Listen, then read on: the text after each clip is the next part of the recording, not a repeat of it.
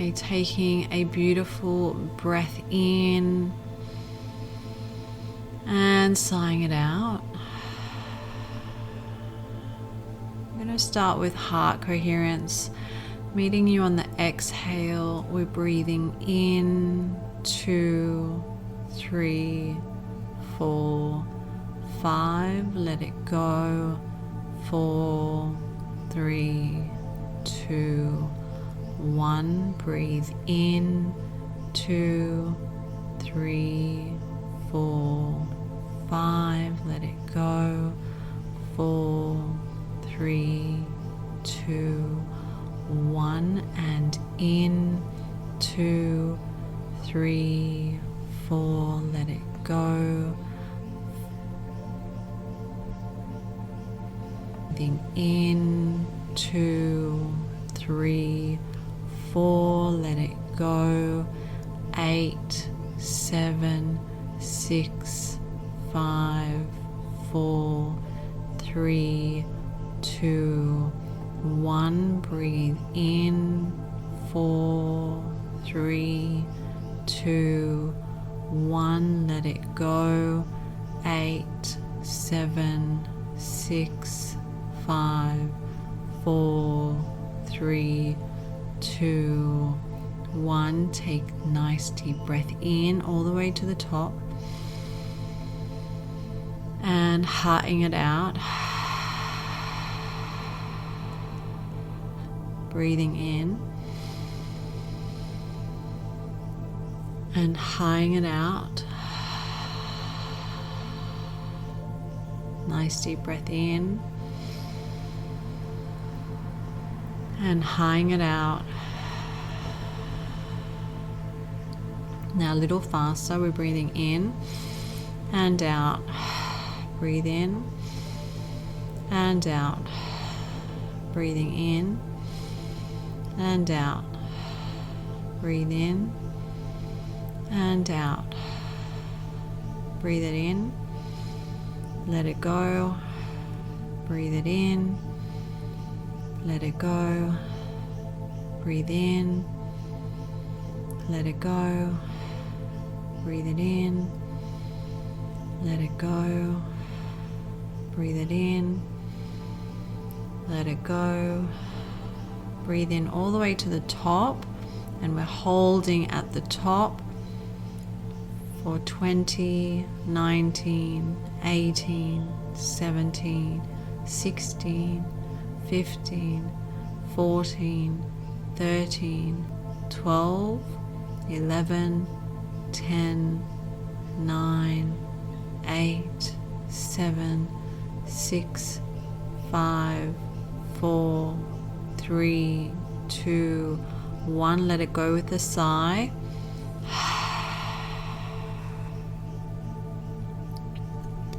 And as you settle down with your breath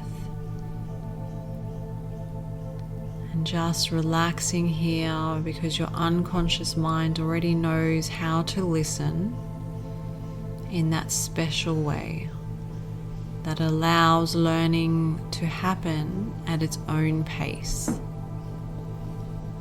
And as you're sitting here, you might notice your breathing, how it happens all by itself without you having to think about it. The way your body has been breathing your whole entire life, in and out, without permission, without planning, just naturally, the way so many things work when we stop trying to control them. You know, I once knew a man who lived near the ocean his whole entire life. Every single day for years and years, he would walk down to the beach and stand at the water's edge, watching the surfers ride the waves. And he was thorough, this man. He'd study everything, how the surfers paddled out through the breaking waves, how they read the subtle patterns in the water, how they positioned their weight, how they timed their movements with an almost unconscious precision. He read books about surfing, he watched videos, he talked to surfers. He became, in a very real sense, an expert on surfing without ever getting wet. And that's interesting, isn't it? How someone can know so much and yet not know the one thing that matters most. One day, he bought himself a beautiful surfboard, custom made. He spent weeks researching the perfect dimensions, the right materials. It was absolutely perfect for him. And he'd carry it down to the beach each morning, that beautiful board under his arm, and he'd stand there, just holding it, watching the waves, knowing everything there was to know about surfing. Now, the curious thing, and your unconscious mind can understand this even if your conscious mind is still thinking about it. The curious thing is that he already had everything he needed. He had the board, he had the knowledge, he had the ocean, which had been there his entire life. So what was he waiting for? And maybe he was waiting to feel ready, completely ready, perfectly ready, as if there's some magical moment when all fear dissolves and certainty arrives like a gift. But that's not how it works, is it? Because readiness isn't something that arrives, it's something that's discovered in doing. The man would tell himself stories, you see, stories about what could go wrong. The water might be too cold. He might look foolish. Other surfers might judge him. He might fail. And these stories felt so real, so vivid, that they became more real than the actual water, which was just water. Neither good nor bad, just water. And I wonder if you've ever had that experience where the story about the thing becomes bigger than the thing itself, where the fear of beginning becomes more present than the beginning, and your unconscious mind knows exactly what I'm talking about, doesn't it? What the man didn't know, what he couldn't know from the shore, was how the board would feel beneath him when it caught that first wave. How his body would instinctively make tiny adjustments he'd never read about in any book. How his muscles would know things his mind didn't. How falling into the water wasn't the catastrophe he'd imagined, but just wet, just part of it, actually kind of refreshing and temporary, because water, unlike concrete, catches you. You see, every single surfer he'd been watching, every expert gliding across those waves, every one of them had a first time, a first paddle, a first wave, a first fall, and they didn't have more courage than him. They just had the experience of starting, which only comes from starting. And the interesting thing is, he already knew how to swim. He'd been swimming his whole life, since he was a child. His body understood buoyancy, understood how to move through water, understood that primal relationship between human and ocean that goes back thousands of years. And the board? Well, boards float. That's literally what they're designed to do. It's not like he had to keep it afloat through force of will. It wants to float. That's its nature. So really, when you think about it, or when you don't think about it, he was adding something that made him more safe, not less. The board plus his swimming ability, plus the ocean that had been there his entire life. Nothing new, nothing dangerous, just a new combination of familiar things. And then one morning, and this is the interesting part, the part of your unconscious mind that might already understand. One morning, without deciding to, without making it into something big, dramatic moment, without waiting for perfect conditions or perfect confidence, he just walked into the water, board under his arm. Not because he'd conquered his fear. The fear was still there, walking with him.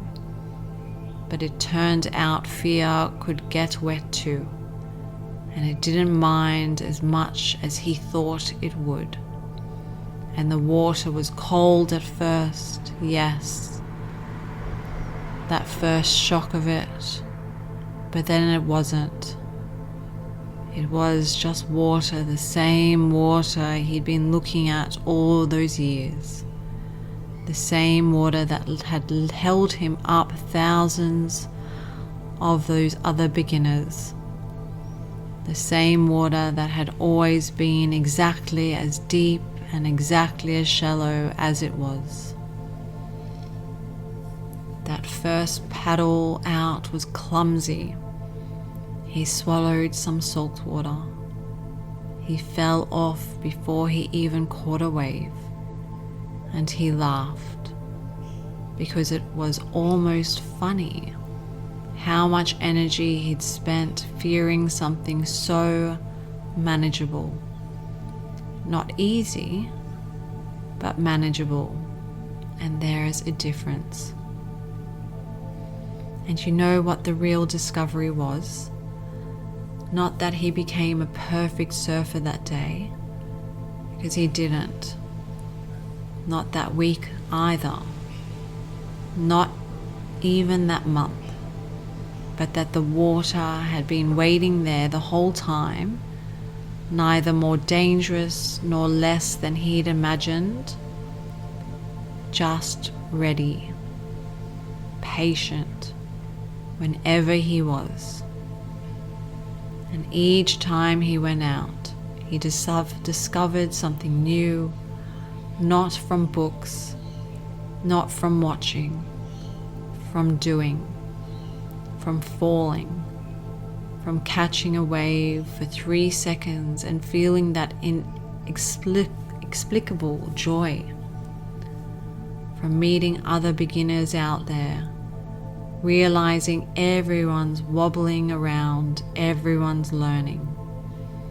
And months later, when he was out there on the water, not an expert, but not a beginner anymore. Just someone who surfs. He'd see new people standing on the shore with their boards, standing exactly where he used to stand, and he'd want to tell them something. But what could he tell them? That it's scary? They already know that. That they might fail? They know that too. And the water's cold at first? Well, that doesn't help. The only thing he could tell them, the only thing that would be true, is that the water's ready whenever they are. And that ready is something you become by starting, not something you achieve before starting. Because here's what he learned. The water doesn't care about your business plan. The ocean doesn't grade you. The waves don't judge. They just keep coming, and you either paddle into them or you watch them from the shore for another year. And both of those choices, real choices, valid choices, but only one of them teaches you to surf. And as you are sitting here now, breathing naturally, your unconscious mind processing things in its own way, you might notice that you already made certain decisions, even if your conscious mind hasn't caught up yet. Because your unconscious mind is very wise. It knows that the business you're about to start is both the scariest thing and the most natural thing. Just like that first step into the water, cold at first, and then just water. And you can take as much time as you need to be able to get there. Knowing that you are safe and any rejection is a redirection, that you are smarter than you ever thought, you are more resilient than you ever could imagine.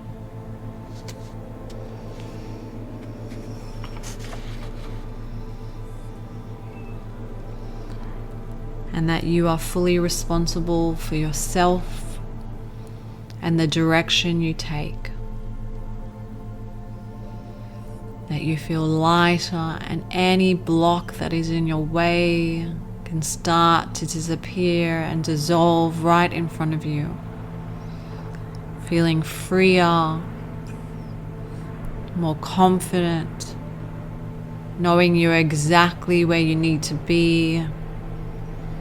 And this feeling grows stronger and stronger. Bringing with you whatever learnings your unconscious mind has gathered, knowing that the fear and action can coexist, that ready is a verb and not a noun, and that some things you can only learn by beginning. And when you open your eyes in your own time, or when I count to 5, you might be surprised to discover that you're already holding the board. The water's right there, exactly as it's always been, waiting.